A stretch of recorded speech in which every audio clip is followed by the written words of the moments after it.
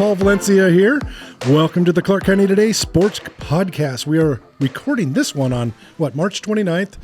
So I hope everyone has a great spring break. It's me, it's Cale, Piland of Evergreen Schools, Tony Liberatore of Vancouver Schools, Fort Vancouver High School specifically. Thank you. Yeah. Go Trappers. Go Trappers. They're great. So today we'll be talking about Washougal sports on the chopping block potentially with an upcoming, levy vote? Levy. Yeah, levy. We'll also give a shout out to spring sports, which are already going strong. And then we'll switch over to pro sports. We'll answer not just who our favorite baseball teams are, but which season was our favorite from our favorite teams. And maybe a little bit more. Does that sound good, Tony? Cale? Yes. Perfect. Thank you. Let's do it. Okay. Washougal sports potentially on the chopping block. Doug Flanagan of the Post Record had an excellent story on the potential impact within Washougal schools. I'm going to let you guys take this over because I have a pretty strong opinion. I've already told you guys off the air. Yes. What kind of my opinion, but we'll go. Let's go Cale first. Cale Piland, your opinion on that potential. I guess in my potential cut. Yeah. Well, I thought in reading through that article, the most accurate quote came. Dave Hajek is a friend of mine, coached with me at Union for a few years, and basically when asked, what that would do to the school, he said it'd kill the school.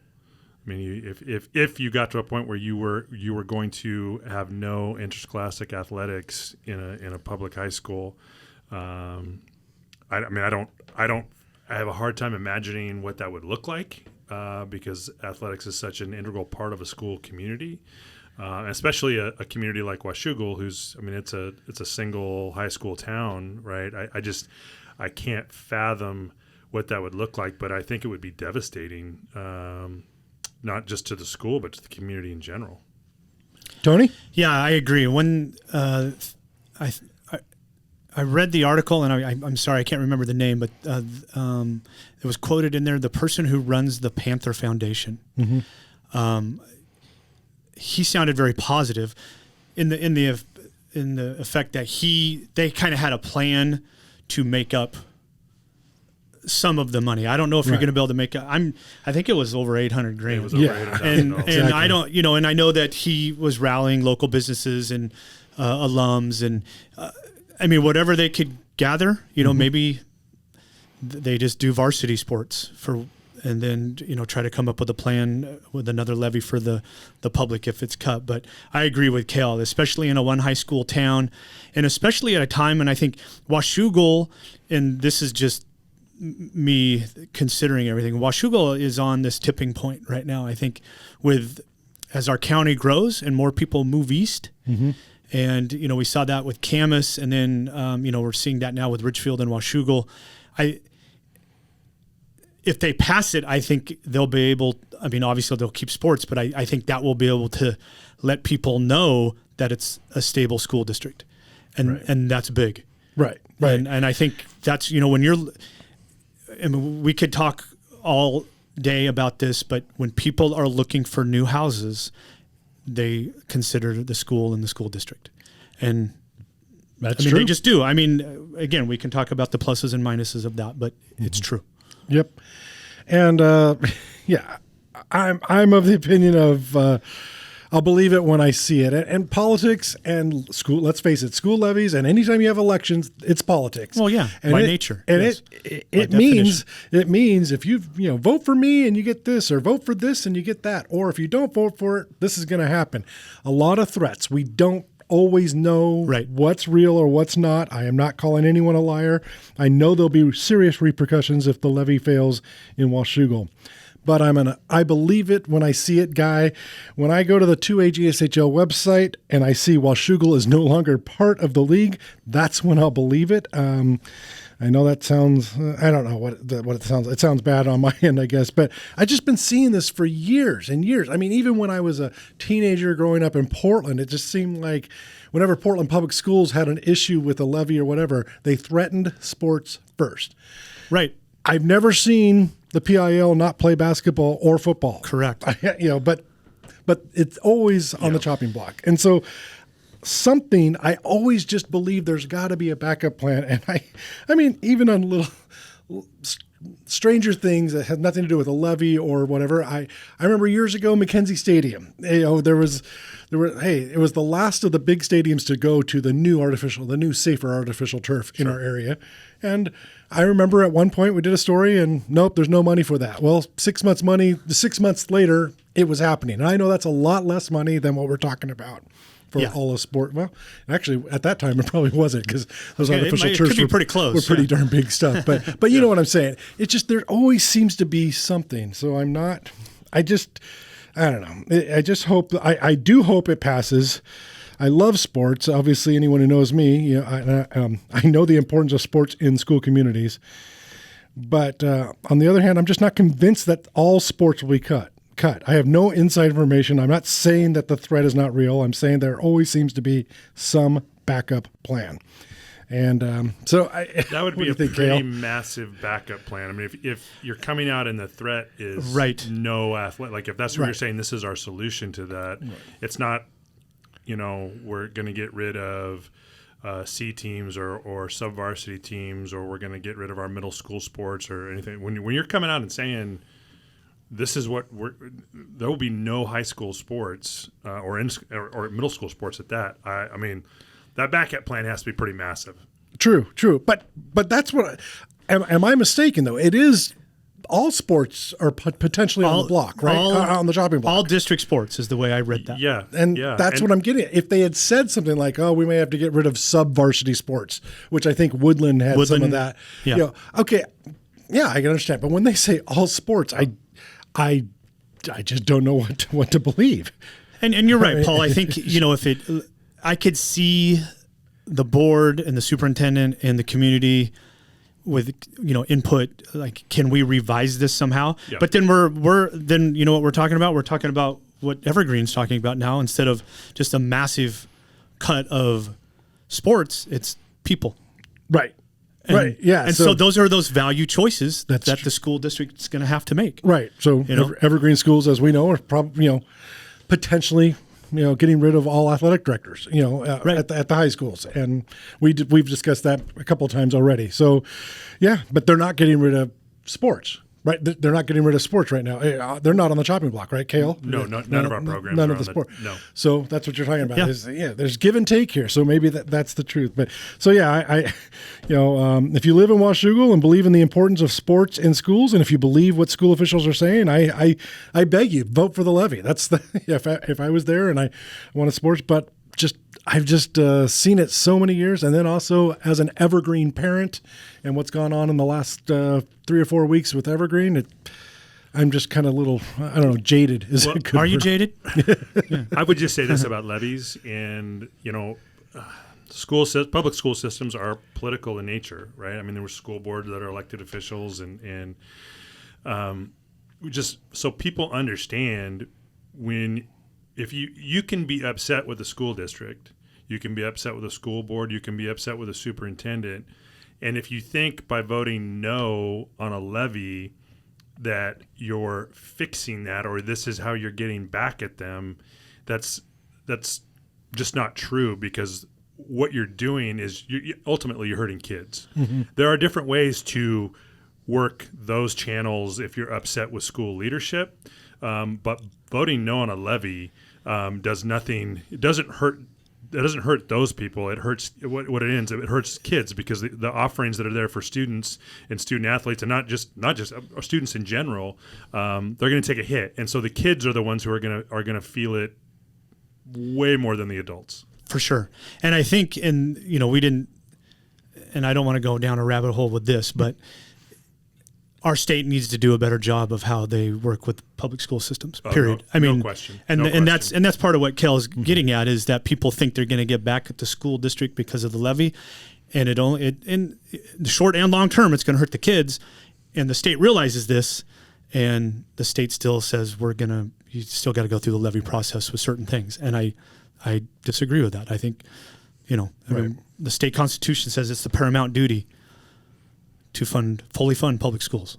I'm paraphrasing that, but that's essentially what it says. Right. The reality is a double levy failure is, I mean, it's catastrophic because it's not going to be just next year where they're going to feel it. No. I mean, it's going to be, because you're going to have to, it's going to get really bad, and then it's going to take you a long time to recover from that.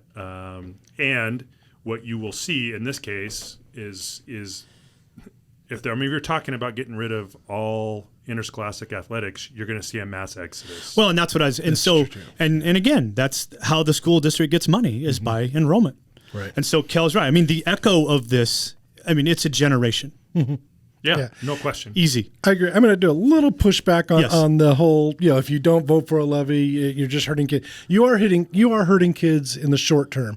But sometimes it is that ballot box. It's the election. It's the only place that a citizen can say, no, this is wrong. You are spending the money unwisely. And so, yes, it may mean a big sacrifice for the next 3 or 4 years, but it might wake up somebody 4 or 5, a new school board, a new superintendent, a new leadership, whatever. It might change things for the better in the long run. Now, sports specific, I'm back on board with both of you here. Sports specific, if you get rid of sports at any school district, forget Washougal, at any school district, mass exodus of athletes, and then let's say 2 or 3 years later, I want to bring sports back.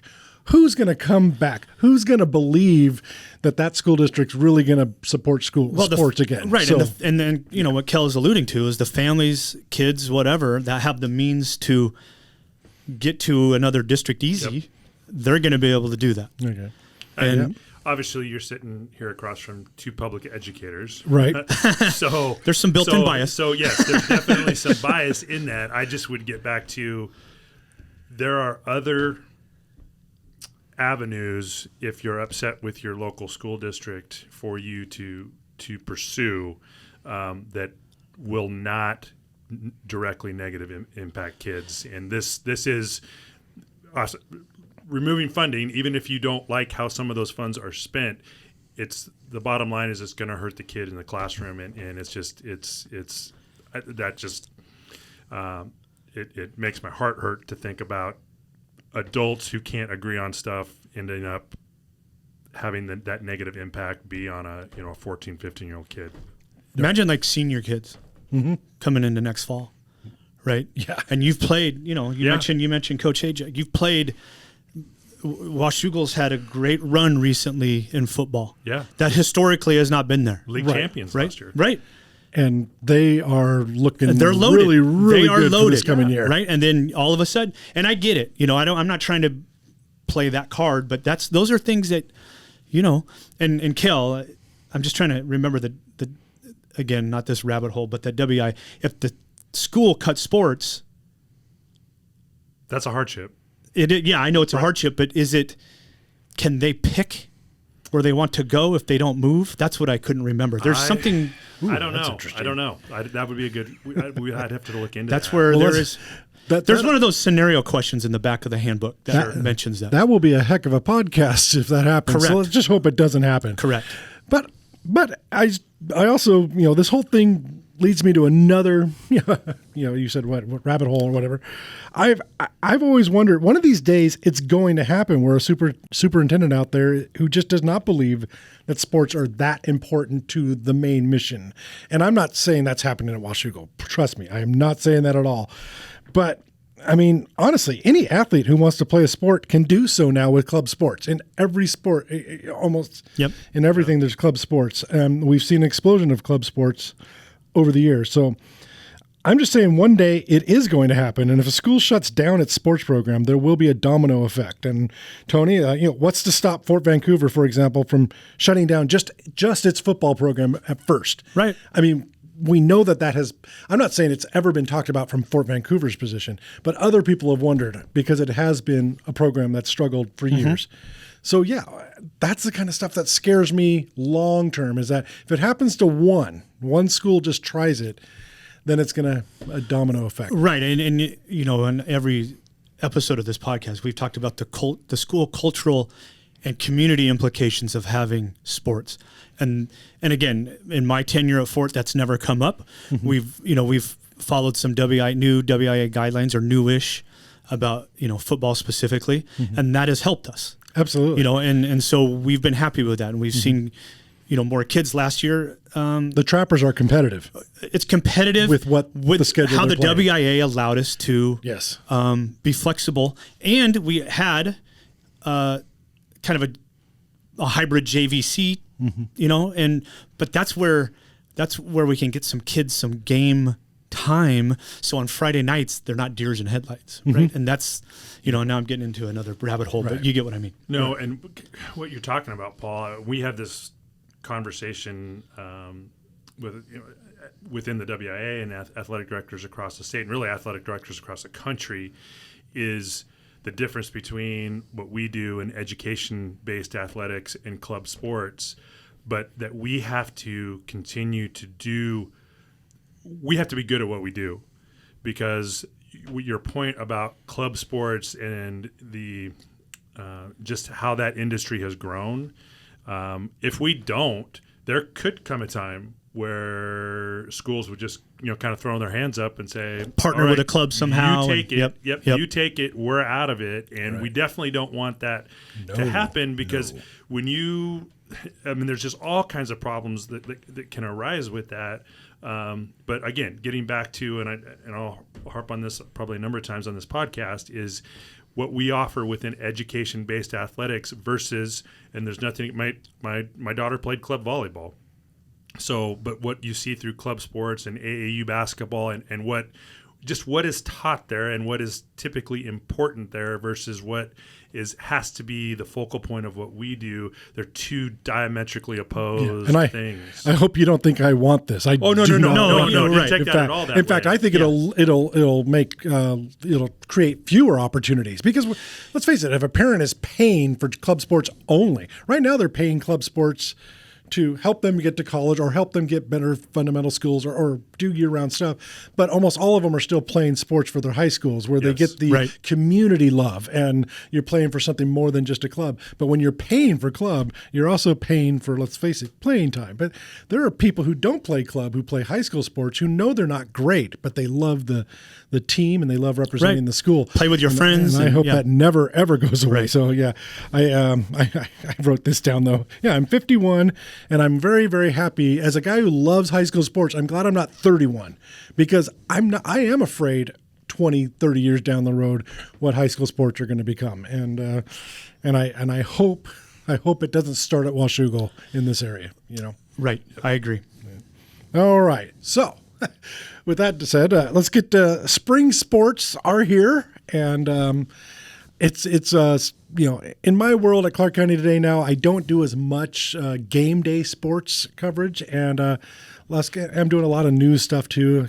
Go to Clark County Today to see that stuff. But I do. I sometimes miss the daily grind of sports, but with spring sports, I really don't get into it a whole lot until after spring break. But I've done a little bit of just looking around right now, and I wanted to say that the Skyview Storms, they went to the 4A state championship game in softball last year, and they return perhaps one of the best players in the state, and she's only a sophomore. So they're off to a great start. I think they're 6-0, and let's see, Maddie Milhorn, who might be one of the best players in the state. She's the pitcher, and she also has hit 7 home runs. You call That's her? That's Little Otani. Yeah, Little Otani. So anyway, we've got a chance at some special moments in spring sports. After spring break is when things will really start ramping up, and then of course May is all playoffs. But what are some of your memories of spring sports, Tony? Well, I coached track for a long time, but I'll get Cale's opinion on this one. Is that I think as an AD, the day-to-day, no season was harder than spring. Oh, just how we had to, listen, we have to let the transportation know by 12:10 at the latest if we can get a bus, and are we going to be rained out or not? Well, it's not raining right now, but just that type of stuff. Traditionally, as a coach, I enjoyed coaching track and had some good team runs and individual runs. River sports when I was AD, softball, baseball, all made deep runs. Obviously the soccer, we talked about that. There were times where River was the only county program still playing on a lot of sports. Cale? When I think of spring sports in Clark County or in the Pacific Northwest in general, man, I feel for those kids and coaches, because they're outside, and it isn't necessarily outdoor sports weather yet when we get rolling on that. And I am happy for in Evergreen our softball and baseball coaches now, because I think there was a point in time as a baseball coach or a softball coach in our climate where you spend the majority of your time working on your field as opposed to actually coaching kids. And so with some of the facilities we have right now, we've been able to alleviate that so our coaches can coach. Yeah, it's wet and it's cold. And so the kids being out there and the coaches that are out there, that's a serious commitment level to work through that. Yeah. But And I was just looking at some of the history of spring sports, and I'll say recent. I don't even know what recent history means anymore. I'm so old, but since the turn of the century, since 2000, I mean, softball. We've had 9 different softball programs from Clark County, reach the state championship game, since 2000. That's GSHL schools? Yeah, GSHL schools. And softball. Then wasn't there? Well, I guess Trico League too. Yeah, but okay, that's true. Okay, but yeah, there's 18 schools now, and a couple of those schools, the private schools, weren't even existing.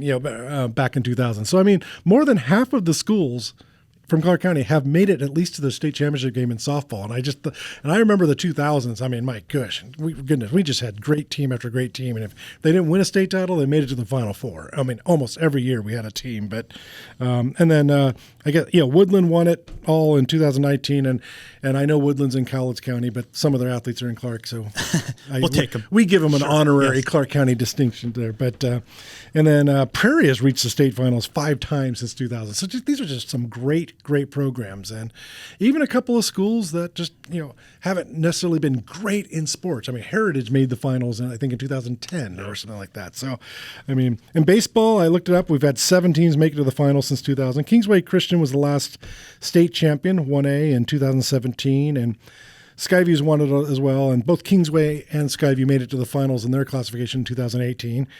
Boys soccer, 5 programs have played for the state title since 2000. River Boys are the last champions, winning it all in 18, and then they made the finals again in 19. Runner-up in 19. Yeah. When was the last time? When were you AD? That was Tony? my last year in 19. All right. So there you go. So I remember watching that game. Yep. Well, typically we do very well at the state track meets. Big time. Absolutely. Yeah. And tennis, we do well. The 4A girls state golf champions from Union High School, and she's back this year as a senior. That's so right. I mean, there's a lot of really talented kids that compete. And by the way, I got to give a shout out to the girls golfers, because in our neck of the woods, you have to split boys and girls golf. Yeah. We don't have enough golf courses. So boys are in the fall and girls are in the spring, and the boys must be laughing all the way to the clubhouse, because September and October are great months to golf in the Piland Northwest. family experiences this because my daughter golfs at Union, and my son is a freshman this year and golfed in the fall.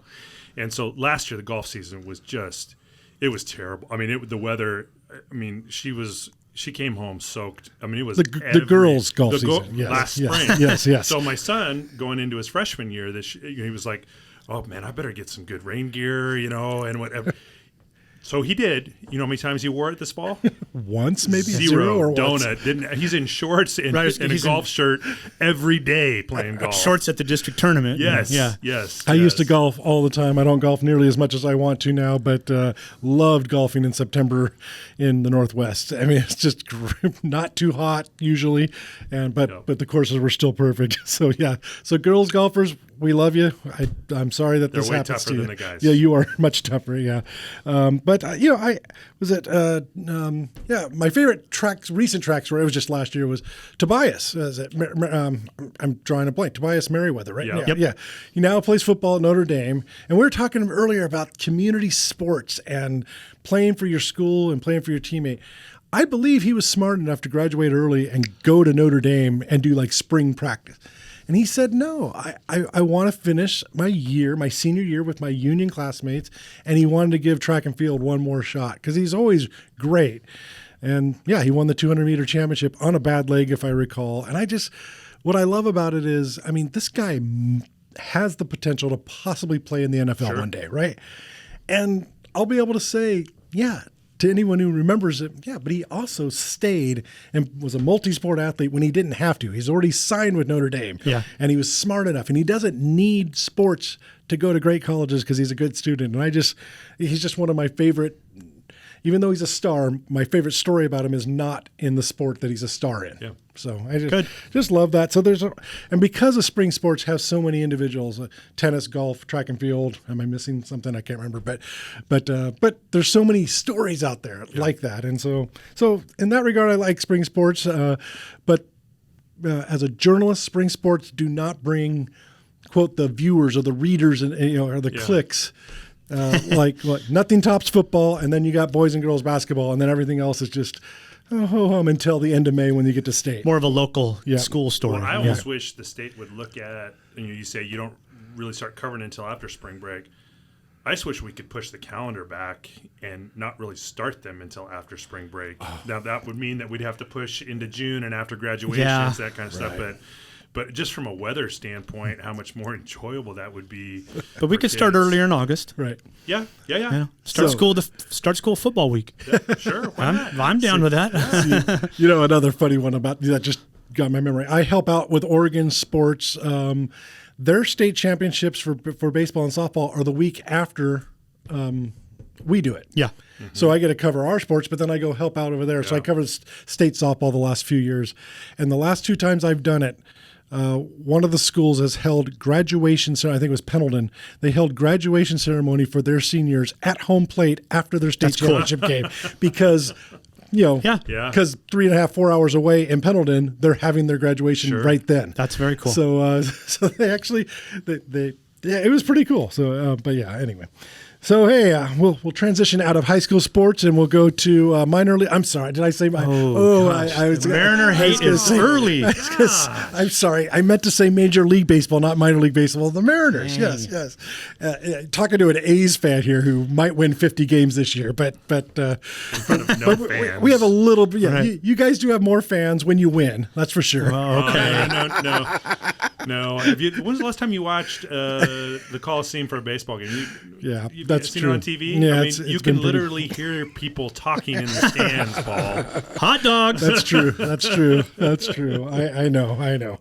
But it is, but we still got some rings. That's true. Okay. The Mariners are the only franchise not to make the World Series. Yes. Oh my gosh, that's sad. It is. But it's all going to change this year, right? That's what opening day means. You have hope. You have hope. Yeah. Hope springs eternal. Well, and as long-suffering Mariner fans, we would have hope every year. Yes. But this year it feels like it's real hope. It's not like hoping for hope. It's like, no, this is legitimate hope. Yes. Yeah. That's true. Yes, that's a good way to put it. It's legitimate hope. Yeah. So obviously we know their favorite teams, but Tony, what is your favorite season from your favorite team? I'm going to do 2 seasons. You can do whatever you want. Okay. It's a podcast. We don't. Oh, that's true. There's no time limit. There's no censor.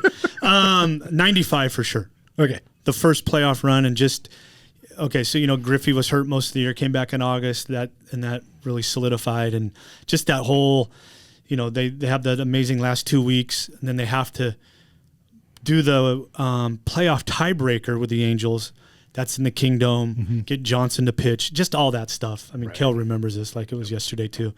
And then you know what? It's probably frequency, or whatever that term is. It's recency bias, not frequency. Is last year.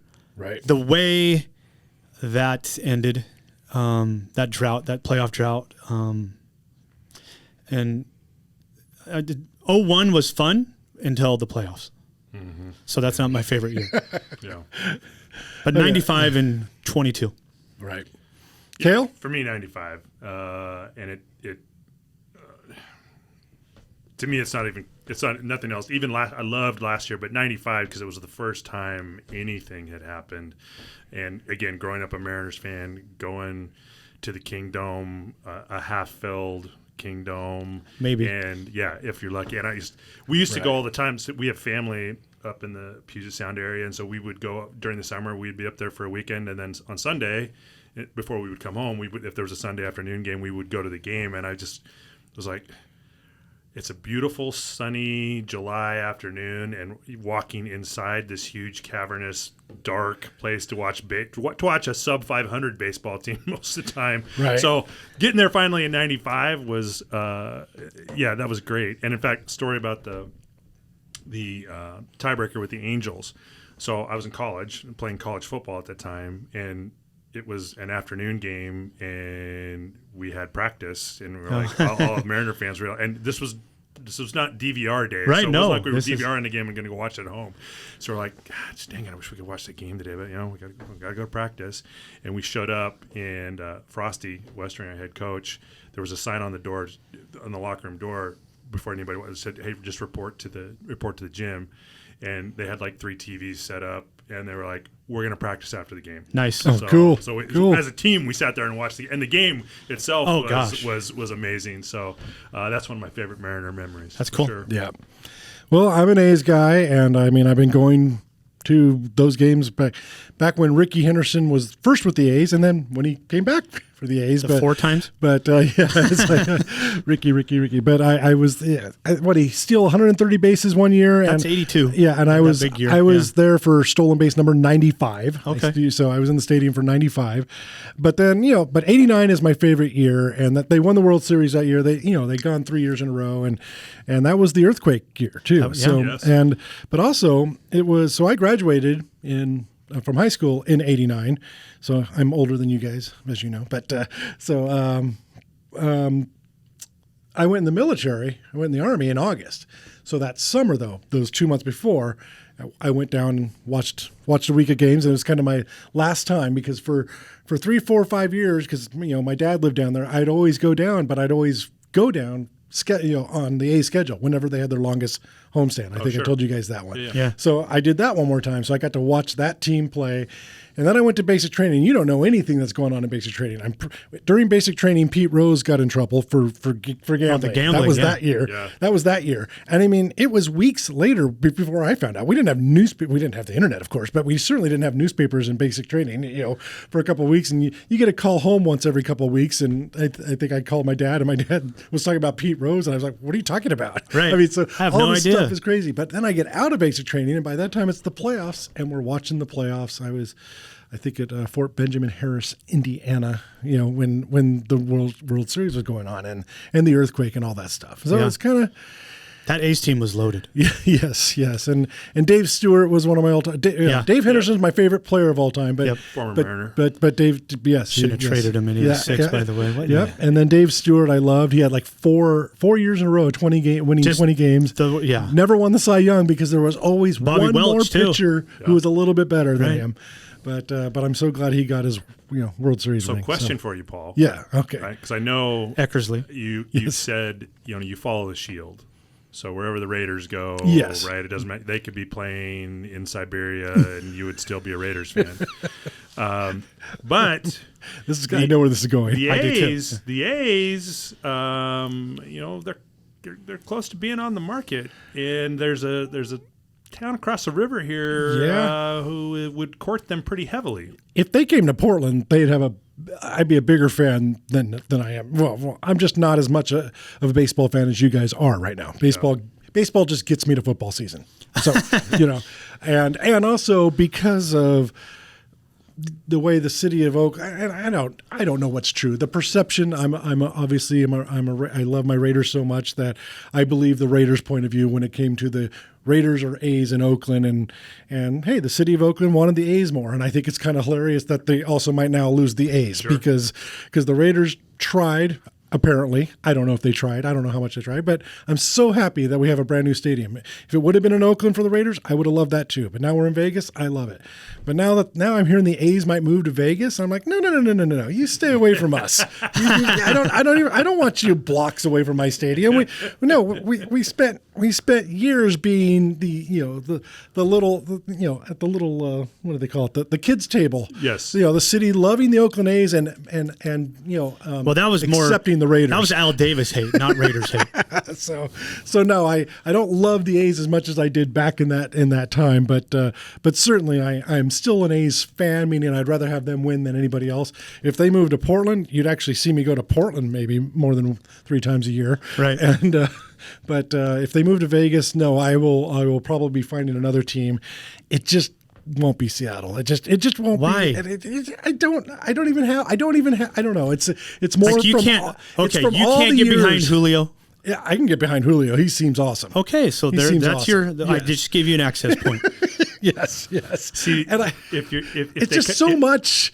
If they come to Portland, this puts Tony and I you in guys a conundrum yes. because I don't think I can give up my Mariner I would not give up the Mariners. Right. I wouldn't. I would go to A's games if they were in Portland, though. Yeah, I have no problem watching baseball So live. But perfect scenario is that a National League team comes to Portland. Right. But for at least for us Mariner fans. I hear you. But I would not give up the Mariners if there was a Portland team. I wouldn't be able to do it either. Right. And same thing. People have asked me that if the NFL ever came to Portland. I said, well, guess I'd go to a game every year if they're, when the Raiders are in town. Right. So that's about it. But I don't know. Hey, what else is going on? I moved my list. I don't know. Oh yeah. What else we got going on, Tony? Not much now, Yeah. Paul. I think we're good, getting ready for spring break. Tony and I, we're a couple of days away from spring break. So right. So okay, hey Tony, are you doing anything fancy on spring break that you can? You just got back. I just got back from Disney World. Disney World, and I did the late February when it was really cold, and I went down to sunny Orlando. That's the first time we'd been there, and that was good. Yep. So I imagine you're just recovering from that trip. Yes, both personally and financially. So I'm mow the lawn for the first time over spring break. Cool. So there you go. Going with the family, we're going to head down to Arizona and get some sun, and not do a whole lot while we're down there other than try to stay warm. Oh, it's always sunny up here on spring break, right? Yeah, right. I know. I looked at the forecast. It does not look so good. No, Snow on Monday, track on Tuesday. That's what it is. I am driving a friend down to Vegas who does not like to fly, and so my wife has allowed me to drive someone to Vegas, cool. so I get to hang out in Vegas. Okay. And then I'm going to drive from Vegas to Disneyland to hang out with my family when they fly to Disneyland. Okay. And then I'll go back to Vegas and drive my friend back home. So and I love driving, and I don't get to drive as much anymore. Because I used to drive to Oakland at least once or twice a year, and you can't drive to Vegas for a football game and be right back to work. So I'm taking. I remember you telling me doing that Oakland trip, and you're in and out burger stop in Medford. Yes, down and Paul, back the same day. I know. I did the down and back of the same day once, and I was alone. I can't tell you, my family would never have gone for that. So, but yeah, I did the down and back once, and that was fun and crazy, and probably never gonna. Yeah, well. Something like that won't happen again. Yeah, they're not in Oakland. You could do it for an A's game, though. No trouble getting tickets, Paul. And you could get out of the parking lot real quick from an A's game. Yes. So, okay, well, thanks a lot. Hey, everybody, have a great spring break. We'll be back in a couple of weeks or a week after spring break. I don't know when we'll be back, but we'll be back, and we'll come up with something else to talk about. For Cale, Tony, this is Paul Valencia. Have a great spring break.